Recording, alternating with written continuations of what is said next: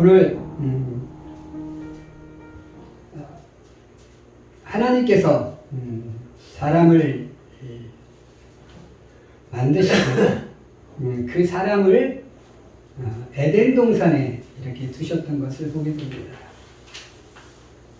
그리고 하나님께서 아담에게 맡겨주신 것이 있는데 그것은 바로 뭐냐면 에덴 동산을 경작하고 그리고 그 에덴 동산을 다스리며 이렇게 살게 만드셨습니다.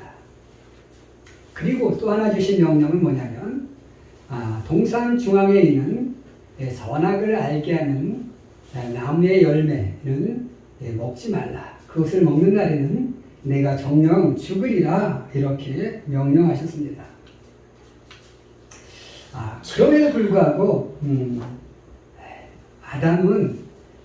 아담과 하와는 하나님의 명령을 어기고 뱀의 유혹을 받아 그 나무의 열매를 따먹는 그러한 범죄를 저지르게 되었고, 그로 인해서 어떻게 되었습니까? 그 에덴 동산에서 쫓겨나는 그러한 운명에 처하게 된 것을 보게 되고, 또 그로 인해서 정말로 인간 사이에 여러 가지 많은 사건들이 벌어지게 되는 것을 보게 됩니다. 오늘 우리는 이 에덴 동산에 있었던 이 아담, 그의 삶과 그의 행동, 그의 모든 것을 통해서 우리가 무엇을 교훈받을 수 있는지 한번 우리 함께 상고해 보면서 은혜 나누기를 원합니다. 오늘 우리가 에덴 동산에 있었던 그리고 그 아담을 통해서 우리가 교훈받을 수 있는 첫 번째는 뭐냐면 인간을 모두가 평등하다라는 사실입니다. 인간을 모두가 평등한 존재라는 거죠. 하나님은 우리 인간을 만드셨을 때 뭐로 만드셨어요? 흙으로 만드셨습니다. 그리고 그 흙으로 만든 인간의 코에 생기를 불어넣어 주심으로 인해서 살아있는 존재가 되게 만들어 주셨죠. 바로 인간은 뭐다? 피조물이다라는 겁니다. 오늘 우리가 이 창세기 하나님께 천지창조의 사역을 통해서 우리가 볼 수 있는 것은 뭐냐면 주인공이 딱 둘이에요, 그죠? 한 분은 하나님, 그리고 한 분은 인간. 하나는 인간, 한 분은 하나님. 딱 둘로 주인공이 둘밖에 없다라는 거예요. 그리고 하나님은 만드신 분, 창조주가 되시고, 우리 인간은 뭐요? 피조물이라는 거예요. 인간 모두는 뭐요? 피조물이에요. 흙으로 만들어진 피조물입니다. 인간에 보면은 결코 하나님의 피가 흐르지 않는, 그냥 단지 하나님에 의해서 만들어진 피조물일 뿐이다라는 거예요. 그런데 우리가 세상 속에서 이렇게 보다 보면 세상에 어떻게 보면 가진 자들에 의해서 만들어진 정권을 창출한 자들에 의해서 만들어진 어떤 신화들에 의해서 보면 어때요? 가진 자와 안 가진 자가 뭐요? 출신이 달라요. 그죠? 정권을 가진 자는 어떤 신에 의해서 만들어진 존재고, 그리고 뭐요? 밑에 지배받는 국민들은 뭐요?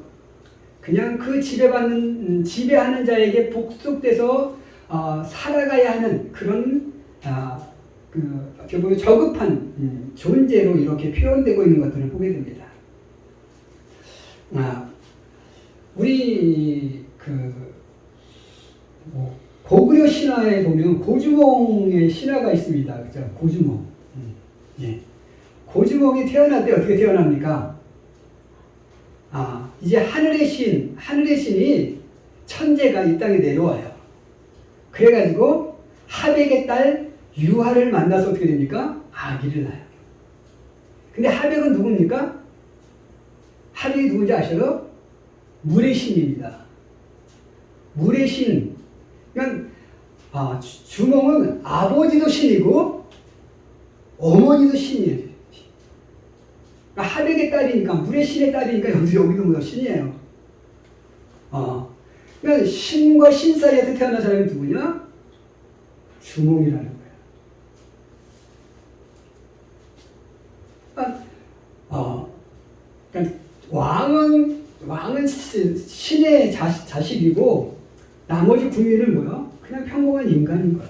그래서 너희는 나의 명령에 따라야 될 존재일 뿐이라는 이러한 것으로 구분이 되어지죠. 우리 단군 신하다가 그렇잖아요.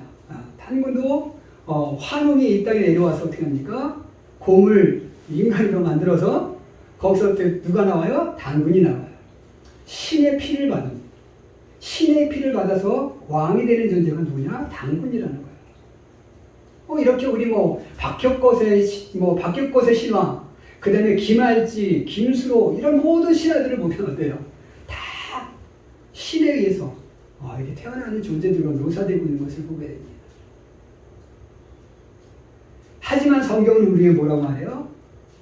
인간은 그 누구도 신의 피를 받고 태어나지 않는다. 똑같은 하나님에 의해서 흙으로 만들어진 피조물일 뿐이라는 사실을 우리에게 알려주고 있는 거예요. 인간은 평등한 겁니다. 왕후장상의 픽지가 따로 없다라는 거죠.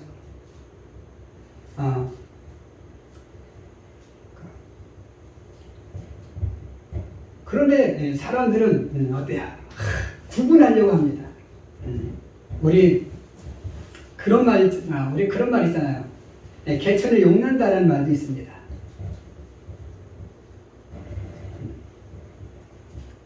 개천에 용이 나는데, 그러니까 뭐요? 용이 있고 용이 아닌 존재가 있는 거예요. 이렇게 사람들은 가진 자, 잘난 자는 귀한 존재, 그렇지 못한 자를 구분하려고 해요. 그러나 하나님은 어때요? 똑같은 존재로 여기시고 있다라는 거죠. 우리는 흙으로 만들어진 하나님의 피조물일 뿐이며 에덴 동산에서 아담과 하와가 선악과를 따먹음으로 인해서 인간 모두는 죄인의 후손일 뿐이다라는 이 평등한 삶 속에서 우리가 살아가고 있다는 사실을 우리가 기억하셔야 됩니다.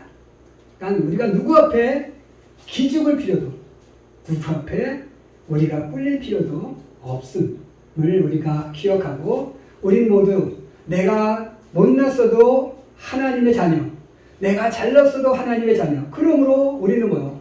서로가 함께 배려하고 서로 함께 위로하고 서로 함께 격려하며 함께 살아가는 존재지, 누가 지배하고 누가 지배받는 이런 인간관계가 아니라는 사실을 우리는 늘 기억하셔서, 내가 힘이 있을 때에도 남을 지배하려고 하는 것이 아니라 오히려 섬기는, 예수님처럼 섬기는, 그리고 그들을 온전한 것으로 인도하고자 하는 그런 겸손한 삶을 살아가야 하는 것, 이것이 오늘 우리의 모습인 것을 기억하셔서 항상 우리 속에 인간은 평등하게 만들어진 존재다라는 사실을 마음속에 새기고 머릿속에 새기고, 그래서 함께 격려하며 함께 동행하며 함께 배려하며 살아갈 수 있는 오늘 우리의 삶이 될 수 있기를 주님의 이름으로 간절히 축원해 드립니다.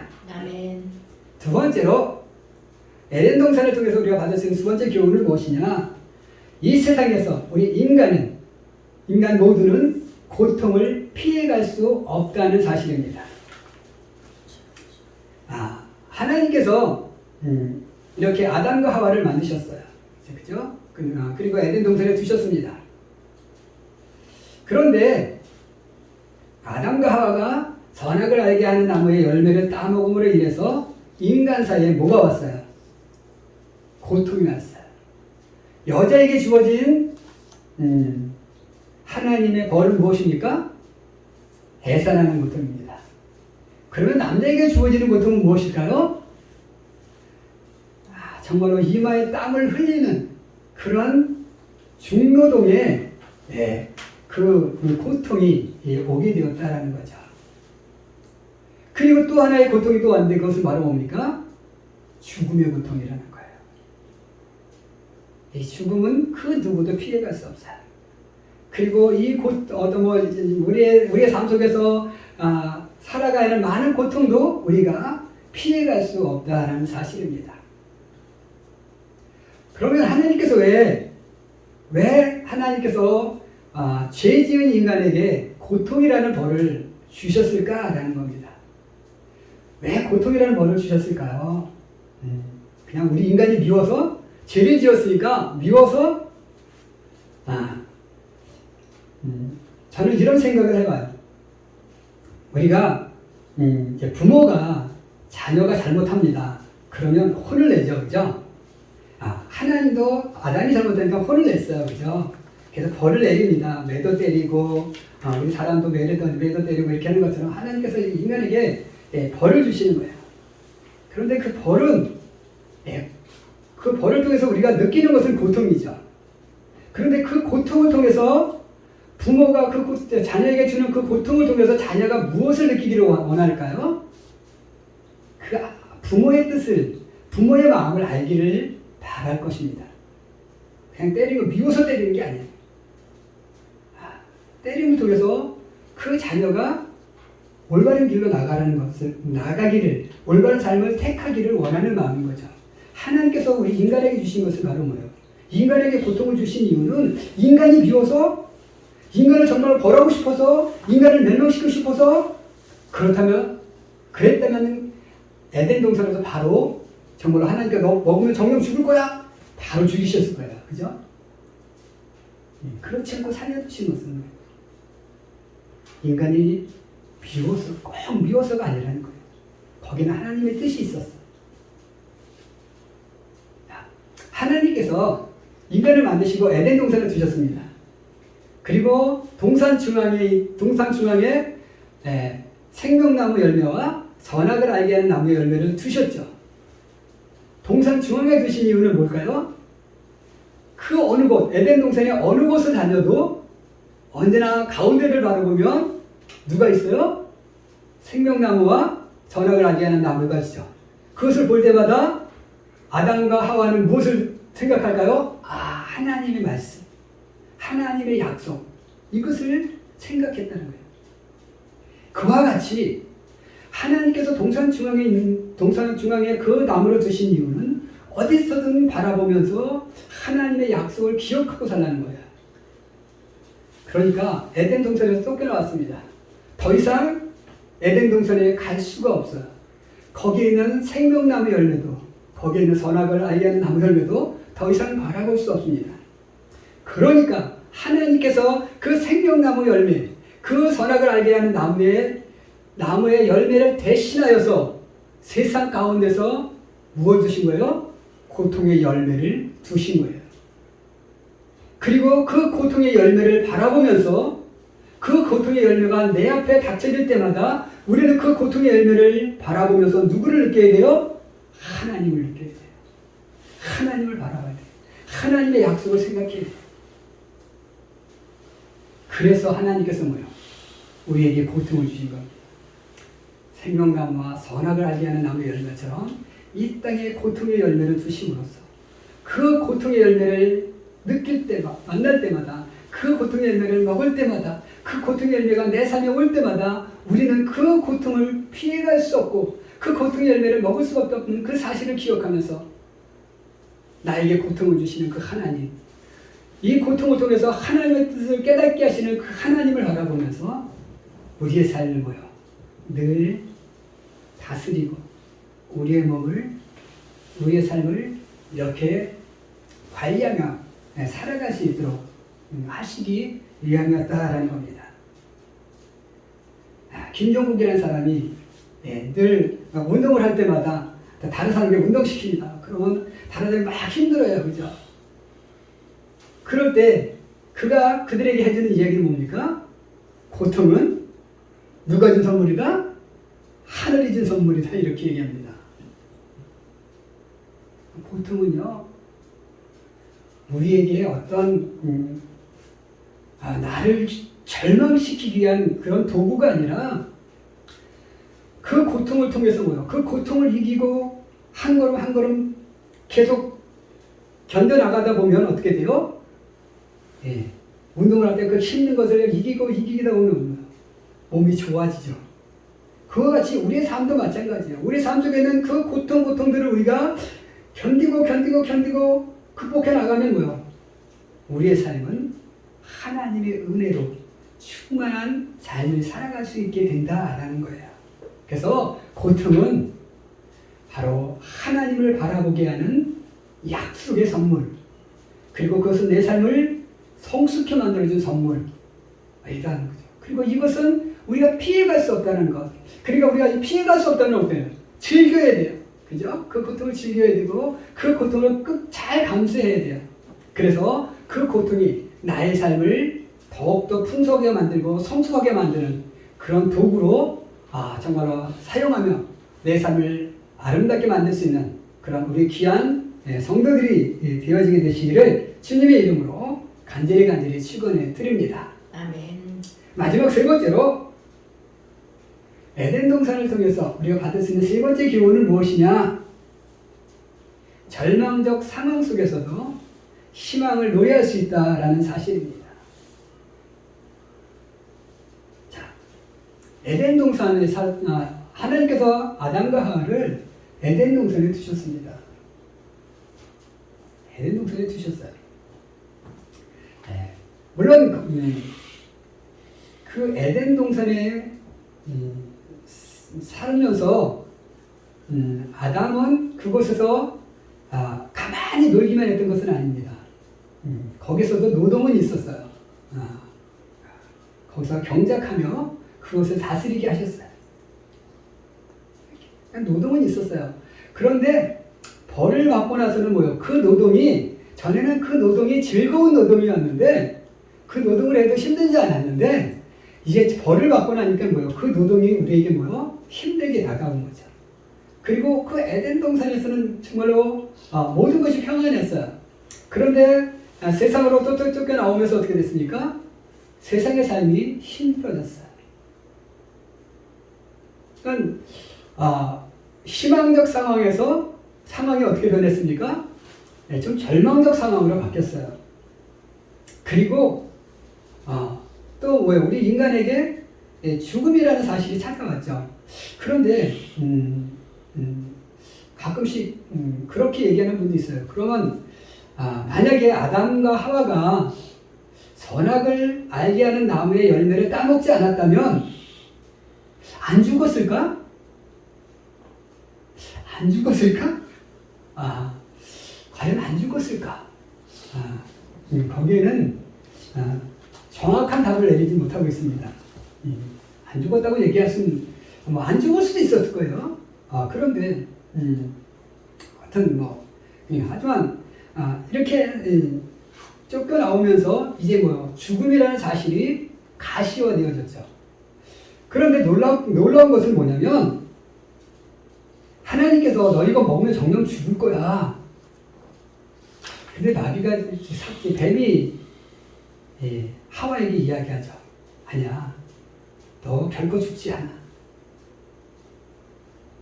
너 이거 먹으면 오히려 걔가 지혜로워져서 하나님같이 될 거야. 이렇게 얘기합니다. 그래서 그 이야기에 속아서 그걸 먹죠. 우리 인간은 가끔씩 하나님이 금기해 놓으신 것에 대해서 뭔가 이렇게 하지 마 그러면 굉장히 하고 싶은 마음이 있어요, 그죠? 막 하던 일도 멍석 깔아주면 안 하는데 하지 마 하면 어때요? 더 하고 싶어요, 그죠? 그래서 이 아담과 하와도 하나님께서 하지 마 해 하는 것은 잘 안 하고 하지 마 하는 것은 해서 이렇게 선악과를 따먹어요. 그리고 그 선악과를 하지 말라는 것을 함으로써 그 뱀의 유혹처럼 뭔가 얻은 것은 있습니다. 그죠? 뭔가 얻은 것은 있어요. 선악과를 알게 하는 나무의 열매를 먹기 전에는 자기가 벗은 것을 몰랐어요. 그죠? 근데 그 나무의 열매를 먹고 나니까 좀 지혜로워졌어요.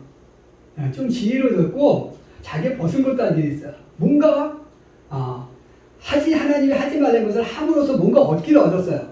그런데 그 얻은 것이 정말로 그의 삶을 더 윤택하게 만들었을까요? 아니라는 거죠.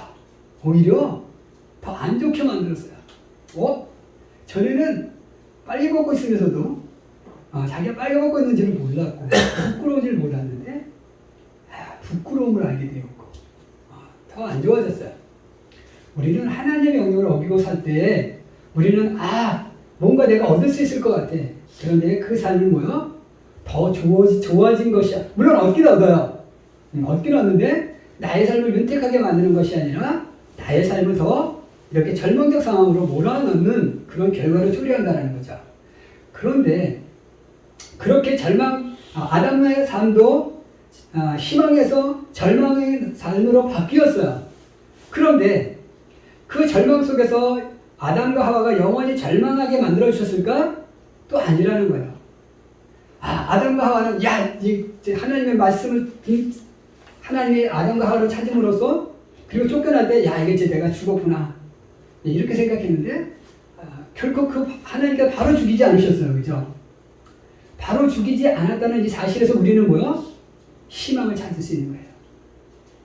만약에 지금도 우리가 그때도 아담을 바로 죽여버리시고 따로 또 인간을 만드셨다면 오늘 우리는 어떻게 됐을까요? 오늘 우리도 내가 잘못하는 순간 하나님이 나를 바로 죽일 수 있는 거잖아. 그죠?